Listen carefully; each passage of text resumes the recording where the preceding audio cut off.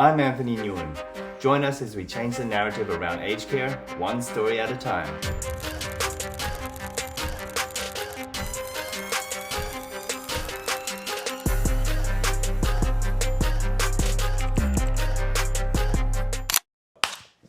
Welcome back to the Pioneers in Aged Care podcast. Here we have Jo Boylan, the CEO of Clayton Church Homes. Thank you so much, Jo, for joining us on the podcast. Really appreciate having you on. Really excited to be here. No, I'm stoked. Now, before we get on, Yes. I want to give a mention to the sponsors for this episode. So the sponsors for this episode is the Seniors Channel, which is an interactive entertainment and activity platform designed for residents in aged care and seniors living at home. Their programs are carefully crafted to promote engagement, connection, and interaction, and to help to reduce social isolation, loneliness, and disconnection. The other sponsor is AgeFit Solutions, who are experts in prevention and reablement, enhancing client health by helping you to establish new or improved allied health and therapy centers. They also offer wellness audits to increase the efficiency of your existing allied health teams, as well as respite solutions. Thank you.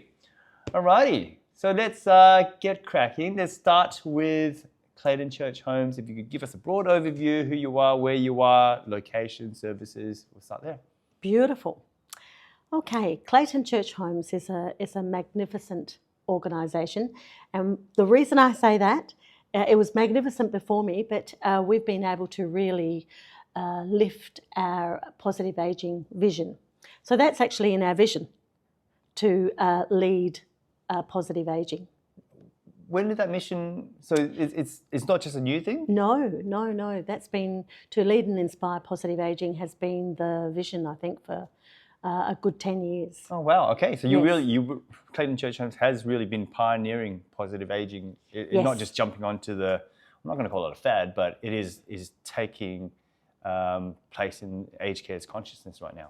Absolutely. And I think we can now authentically say we are 100% a positive ageing model. So it's an extraordinary time for CCH. I've also been really focusing on the clinical governance and just trying to get us to be a really viable, sustainable health promoting model. Yeah. And how many locations at the moment? 5. We've got 5 residential homes. We've got 12 villages in retirement living, and we've got a small home care, which we're going to grow. Nice. That's our goal. And those 5 residential homes, are they all Adelaide or are they regional SA? So we've got 2 in the Adelaide Hills, which are, we have Summerhill, which we built last year, which is amazing.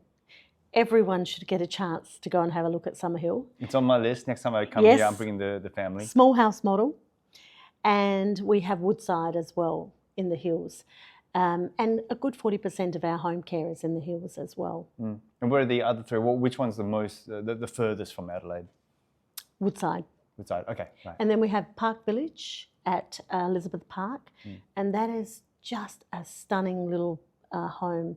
Lots of gardens, internal gardens, and lots of light. They're all boutique homes, every one of them. Every one of them is different, but they're all boutique in their offering.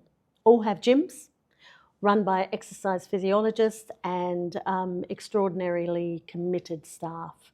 So it's been a privilege to work with the staff and a privilege to be with the residents who have been so eager to keep fit. I have heard that before. You do have a lot of committed staff. Yes. How did you get to that point? Has it always been that way from the day you stepped into Clayton Church Homes, or did you add a little bit of your own personal flavour? I'm just going to stay with the positive, which is I added a lot of my flavour, which is I love a good clinical governance model as well. And you need that with positive ageing. So if the person is declining or there's been a setback or an adverse event, you have to have that clinical governance to go in and recognise it very quickly and rapidly put the person on a recovery program. So you've got a nursing background? Yes. Okay, so that's when you say clinical governance, I guess as a CEO, you don't just look top down, you're bottom up as well. Very much so. I've been a fairly hands-on CEO because I find just for myself that I want to walk authentically. If I've got a vision for positive aging and to inspire positive aging, I need to authentically ensure that that is happening.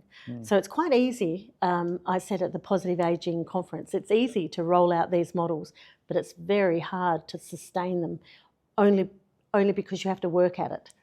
So the hard work and the effort is in checking on it, monitoring it, ensuring that it's working, which is that governance component. Yeah. Can you describe the culture at Clayton Church Homes, and also if I'm an employee, what am I loving about it? What are the benefits of working for you? Okay. I think the benefits of working for Clayton Church Homes is it is a very warm, kind culture. Our premise of our cultural approach is positive psychology. So we use a positive psychology model where we use kindness, gratefulness, and growth mindset thinking to really work with our staff. So I do a lot of the education as well as other people in CCH, and we really focus on building positive emotion, building capability, and building that growth mindset, because you need the growth mindset thinking, which is about effort and perseverance and seeing others flourish. Yes. That is really what positive psychology is about and what we've been educating our staff on. So it's a really positive approach. So our mantra for our staff is we employ for a kind heart. So that's, it's in all of our literature around our workforce. Yeah. Kindness is key. How do you identify that? Because I guess obviously when you're screening someone as well, you have to screen for capability and skill set and all that. Identifying that kindness. You get a real sense of it with people. So we can always teach the skills, but we really need that kind attitude. And that attitude fundamentally is the essence of what we're about, but also it underpins our positive aging model. So we interview, we do appraisals, and we quickly ensure that we've got the right person. Yeah. And you're right, you just have to get a sense for that. It's in the way they carry themselves, it's in their facial expressions when they talk about the job. It is hard to quantify, and when you're writing down on paper how to figure it out. The tick, tick, tick, tick. Yeah. But it's also, we interview around case studies. What would you do if you found this? What would you do if someone was declining? How would you approach someone who constantly refuses to engage? What will you do? So we've got a lot of case studies in the interview process. Tell me about your journey into aged care and how you landed as the CEO of Clayton Church Homes. Look, I've been grown up by a lot of people. I worked at ACH in senior roles, and I worked at Southern Cross Care. So I can tell you, Greg 80 has been pivotal in my growing up. Dave Moran, some really strong governance people who have made me who I am today. So it's been a great journey. I did a Bachelor of Nursing through the university, and I was the only one nurse that wanted to go into gerontology. Then I went on and did my Masters in Nursing and in Leadership, and then later did another Masters in Primary Care, Public Health. I think that'd be yours if you were. That's okay. We can edit this out. Right. Right. Just right at the right time, wasn't it? Yeah.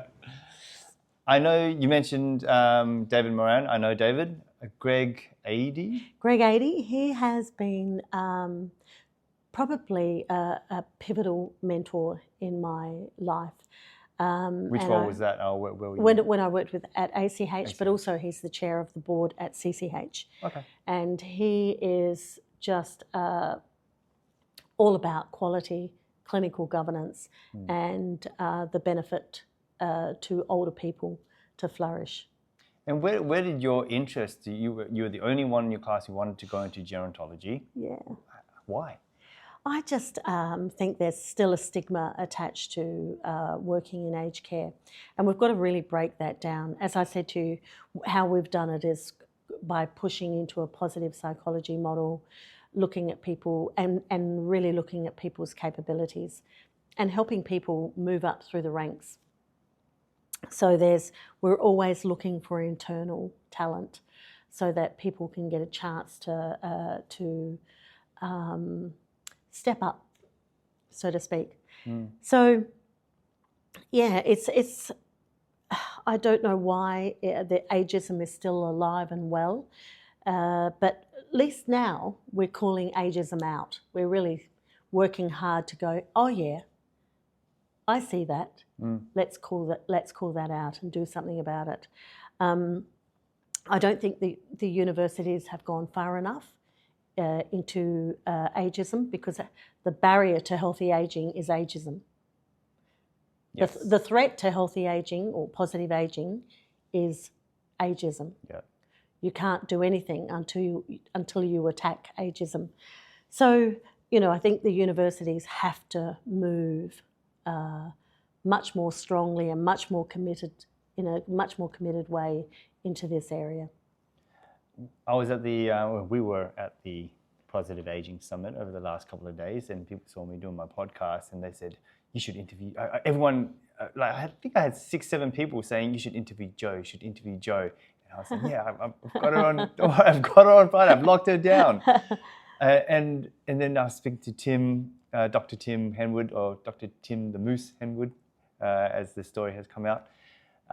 He was saying you've got this special ability to, run full blast, extend yourself, almost run yourself into the ground, work for 2 hours, wake up in the morning and do it again, do everything you need to do. Is this something you developed for aged care, or have you always been the type to do whatever is necessary? I'm driven by ensuring that the outcome is achieved. So sometimes you have to do a lot of work to get that outcome. Sometimes you don't have to do as much work to get the outcome. So I'm very outcome centric. I like to see people improve as a result of my effort. So I have growth mindset thinking there, and yet I can be some of the most fixed mindset thinking. And I have to have a good old talk to myself and say, right, move back into the growth mindset thinking. Yeah. On the topic of Tim, he is an extraordinary person. I should have said he's one of the people that have shaped my thinking as well. So Tim and I met in India at a conference. Oh, right. And I think I met him at another conference, and we both were one after the other because we were pushed into the frailty sessions. And he was saying what I was saying, and I was saying what he was saying. So we quickly became really good friends and really great colleagues, but also great friends. And he is, all of his study has been in this area. I did a little bit of study in my master's around healthy ageing, but he's written something like 70 articles on healthy ageing. So this guy is an expert. Yes. So he's not dissimilar. He's very outcome centric. He wants to see Australians, not just small stuff. He wants to see Australians thrive through his knowledge, what he can share with people, and yeah, I think he's an extraordinary person. I want to take this moment to say thank you to Mark Ryu and the Australian Aging Agenda for putting on an amazing event, the Positive Aging Summit, the first one of its kind. Can't wait to see where 2026 is going to be and when it's going to be. I'm definitely going to attend that one. It was a great event. What were your takeaways? I just thought it was sensational. I loved the fact that I wasn't there being scared by reform. I had this extraordinary, everyone was so passionate about their area. We still talked about the Aged Care Act, and we talked about, the new home care reforms, and we talked about, human rights and so on, which is so pivotal. And I actually spoke about how important the new standards are. These are some of the best standards you will ever see, particularly in the next 10 years. The government has done an extraordinary job, but our mantra across that Positive Ageing conference is that they haven't gone far enough. Home care is spot on, even though we're running very, very late. It's spot on to have this health promoting pathway and this short-term restorative care, but that equal right should be extended into residential care. So while we're talking about human rights, that should be over here in residential care as well. So when people experience a setback and they need intensive rehab, we should be offering that, because that's the only way we can stop people moving into dwindling, and we can push back on disability. Now, a lot of the organisations do find that hard. I've studied it, Tim studied it, and so we can do that. And we have done that wherever we've gone. We've been able to implement this model. However, that's not innately in aged care. So there's still a bit of work to be done, but if the government actually informed the residential model the same as the home care model, that would be human rights. That would be equality. So that's the mantra that came out of the Positive Ageing Conference. Yeah. Great strengthened standards, but they did not go far enough in residential care. Now I want to talk about what's on for the next 12 months. Let's start with what's on for the next 12 months for Clayton Church Homes. And we'll talk about the sort of things that are exciting you in the next 12 months in aged care as well. Then we'll get into some very exciting news. I can't wait for you to share this, but let's cover the next 12 months for Clayton Church Homes first. Okay. Well, for Clayton Church Homes, I'm retiring in the next month, and we're so fortunate. We've got this amazing new CEO starting, Michael Elias, and he is highly experienced, just a really good person, full of kindness, and he has great experience in aged care. Congratulations, Michael. Yes, congratulations. Best guy. I couldn't be more happier. And I'm applying to go on boards, CCH board, hopefully, yes. And that's in the pipeline. So for CCH, it's just more growth. The home care you mentioned. Yes, home care, retirement living. This is a really ambitious organisation, and so they will do more around retirement living as well, more around positive ageing, and I think they really have worked hard to place themselves to grow. So we've really worked hard on being financially sustainable, and we've done very well in the last 3 years, so that's good. And what are you seeing? Is there anything out there that you've seen as the CEO of Clayton Church Homes that you're looking to bring into your organisation? Any technology, any innovations, any practices, or whether or not you're bringing them in, maybe something's on your radar that you think that's pretty cool? Yeah. So this is a shout out to Phil Hugh, who I've worked with for a number of years as well. and he's leading that digital transformation program with Peter Doe, and they are really bringing in the whole foundations, the whole digital foundation of CCH over the next year, from a new rostering system to a new home care system to a new accounting system. You name it, we're putting it in. That sounds like a lot of people. It's a very daunting type of challenge because when you're integrating new systems, the old one goes out, the whole retraining, working out the bugs. Sounds like you've got the right person for the job though. Oh yeah. We've got an extraordinary leadership team. So on that note, I'll call out Claire, who is our executive for people and culture, and Leah, who's our executive for Aging Well Services. Shout out to Claire and Leah. Yes, they're pretty stunning people as well. I can't wait to meet them. Yeah. Now I want to ask a question from the sponsor. This sponsor is Julie Hogarth-Williams, the CEO and founder of the Seniors Channel, which is an interactive entertainment and activity platform designed for residents in aged care and seniors living at home.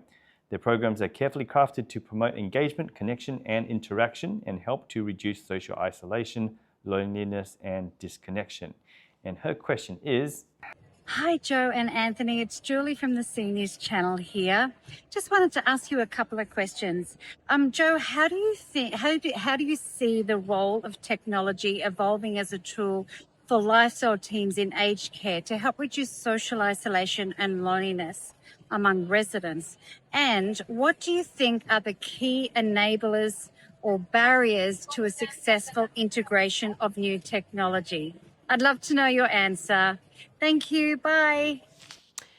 I don't see a lot of barriers to technology, introducing technology. I love all of the idea of using robots or having warm, fluffy gadgets or animals that shake and purr and all of those things, and I'm telling you, the residents love it. Love it. So I love all of that. I think nothing can replace the human touch, particularly the more advanced your cognitive impairment is. So I would say we just need to be really getting our approach to dementia care better and person-centred, our person-centred approach. So they're the keys. I'm just going to give a shout out for person-centred software. So we have this software and it enables the staff to quickly look on their phone, even if they're agency, and they can see very quickly the profile of the person. We also have an Amazing Me project where everyone has a profile on their door, or on the inside of their door if they want. And so you can quickly refer to it and start a conversation because it tells you quickly what's important to them. But person-centred software is where the registered nurse has already worked with a multidisciplinary team to develop an assessment and a care plan and set up schedules of planned care for the person, and so the care worker can just look at it and knows what they need to do next. So that's been developed through feedback from care workers as well, but it just means that we use technology to make sure that everything that is important to that person is being done. So it actually comes up on their phone what they need to do next. So rather than guessing or, having to run back and look at the care plan, which is 28 pages long, it's all on their phone and it's all scheduled. So when they provide that care, they just task it off. So, and you've implemented that already? Yes. Oh, nice. So I implemented it at Southern Cross Care for a lot of homes and also at CCH. And it's extraordinary. Yeah, I can definitely see how that benefits the resident. That's an instant impact. Instant. And it's all live data. So as you task it off, it's also gathering data on that person. So I can go back and have a look and go, oh, great. Oh, they went to the gym. Yes. They went to their church service because that's important to them. Great. Oh, their family came in. Oh, yes, they've drunk all their fluid today. They ate lunch. So I can see All the important info at a glance. all of at a glance. Yeah. And within 20 seconds, you can see all of this. Yeah, and I love that the profile on the back of the door as well. Oh, yeah, Sometimes the you get amazing volunteers me. coming in as well, right? And they want to connect. Yes, everyone. A lot of the residents are really proud, and they want that on their door. So as soon as you walk into that door, you can go, "Oh, Bill, you really like crows? Okay, Bill, I am a Port Adelaide fan," and then it's on. Yeah. So just having that immediate conversation topics that are of interest to the person. That's great. This next question is from Dr. Tim Henwood, the principal and founder at AgeFit Solutions, who are experts in prevention and reablement, enhancing client health by helping you to establish new or improved allied health and therapy centres. They also offer wellness audits to increase the efficiency of your existing allied health teams, as well as respite solutions. So Tim's question is, Jo, I have always loved and respected your pull on the boots to get the work done attitude. This to me is a key element of true leadership. What are your 3 key imperatives that sector leaders must adhere to if they want to earn the respect of their teams? I think that's a really good question. I think you need to be able to do everything that you're asking of your staff to do. So if I can't do it, then I can't expect them to do it. For me. And that's as a nurse. So a lot of CEOs are not nurses. But we can't expect people to do something that is not in their capability or too big. So I like to get to the root cause of everything, so that I can see whether it's a practicable ask, and see if it's possible. Most of the time it's possible. Everything's pretty much possible. You just have to look at it differently or eliminate the barriers. So I think walking in people's shoes, whether it's staff or the resident, is important. Finding out what staff value and what residents value is a key component, because you'll get most of it right if you do that. Yeah. And ensuring that you are really strong on your expectations, your key outcomes. So be very clear what you expect from your staff. Don't leave them guessing, because they'll come up with something different. Yeah. So being very clear and asking them, this is what I want you to do, and being outcome focused. I've seen it happen a lot of times where leaders lose their teams, but they're doing their best, and it all comes from a good place. They're trying to get the best out of their staff, but again, like you said, you have to know whether they're capable of doing what you're asking. You have to show that you're not asking them to do anything that you're not doing yourself. But you also have to get them to believe that they can do it as well. Absolutely. So towing that line between getting them to believe it and understanding their limits as well, I think that's I think you're absolutely correct. As I think I did mention just a while ago, I think most things we can do, it's working out what the barriers are and eliminating the barrier so that it's easy for things to happen more easily. That's key, and that's what I have to do a lot. I think well, this has happened and it's a problem, so let's go backwards and have a look. Why is that a problem, and what we can do to eliminate this as being an issue? How can we solve this problem? Yeah, because I always hear the argument that them saying, "I can't do it," and then the leader saying, "I believe you can. I believe in you," and then there's that push pull. Yeah, Yeah. I think it's really key, particularly in a positive ageing framework, to get the why out there really quickly. Why we're doing this. We're doing this because we serve this group of people who need us to support them. Yeah. And the reason we're doing it is because we want to keep people on their feet right up until they die. And it's also important because it's their human right. They've worked really hard in life. This is our job to help them have a great life or have a quality of life. And it's very hard to have a good quality of life when you can't move. Mm. So all of the science tells us that while you can keep walking, sit upright, you're much more likely to be able to engage in the things that you value most. As soon as you stop doing that, your purpose is lost.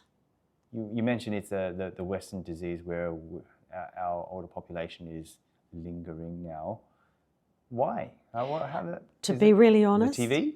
No, we're very paternalistic. So we're still, while we're not restraining our family members, we're still, Australia has one of the highest use of aged care homes, nursing homes, in the old speak, in the world. Right, okay. So we're big users of aged care. We're not, we don't build the granny flat in the back or have grandma move in. That's what happens in other cultures around the world. So when you have this model, there's a lot of sitting and it's a lot of waiting. Whereas in other countries in the world, and particularly, I see it particularly in Asian countries, the mum and dad, grandma and grandpa live in the house and they look after the grandkids while their kids go to work. They're really active and they're really engaged. There's a lot of purpose and they're not put out over here. They're pulled in. So there's a little bit more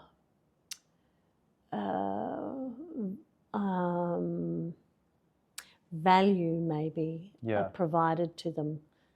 Yeah, sounds like... whereas we seem to give paternalism as their gift. Yeah, I guess in Western culture, yeah. Oh, I'm not going to... Yeah, well, whether it's Western culture or not, whatever it is, the mindset is getting them out of the way so they can...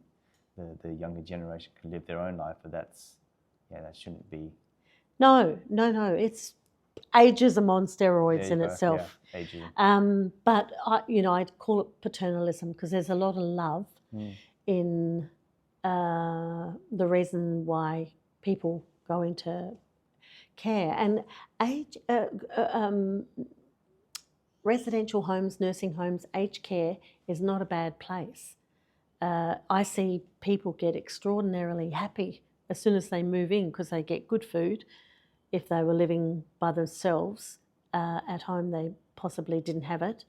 And they might have been extraordinarily lonely. Now they've got friends. So the issue here that we're talking about is in other countries, they are moved in to the house. Whereas in Australia, or the Western cultures, they're living by themselves in their house. Yeah. And that's not a great life. I'd much rather live in a residential aged care home, actually. No, because I you're feel the same way. lonely and you're often eating, processed food that's been bought in. I want to learn about yourself. I heard a few snippets from Tim. You've got some exciting things going on in your personal life. Anything you'd like to share? I've got a new baby coming in June. Congrats. Yes, thank you. So I will